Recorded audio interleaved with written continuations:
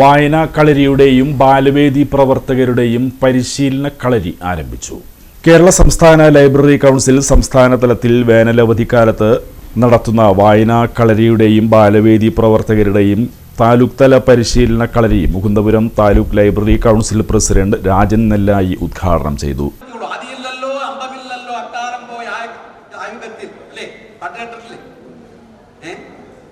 ആ പാട്ടിന്റെയൊക്കെ വരികളിലേക്ക് പോയാൽ വളരെ ആഴത്തിലുള്ള കവിതകളാണ്. ഭൂമിയമ്മേ ഭൂമിയമ്മേ നല്ല വാതിൽ തുറക്ക വേണം, ചെന്നിരിക്കാൻ മരങ്ങളില്ല.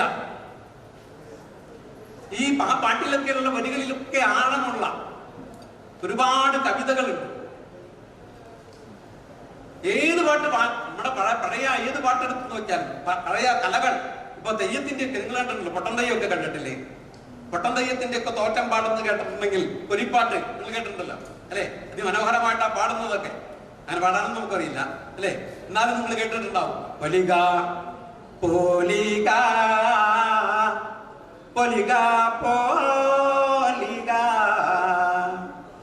പൊലിക പോലിക പൊലിക പോലിക നാങ്കാടേ ഉപ്പേലെ മുളച്ചോരോ തൃത്ത നിങ്ങളുടെ തേവർക്ക് പൂശ ചെയ്യണേ. ഈ പാട്ടിലെ വരികളിലൊക്കെ നിറഞ്ഞ കവിത. നിങ്ങളെ ഞങ്ങളുടെ തേവർക്ക് ഞങ്ങളുടെ കുപ്പേല് മുളച്ചൊരു തൃത്ത നിങ്ങളുടെ തേവർക്ക് പൂശ ചെയ്യണം.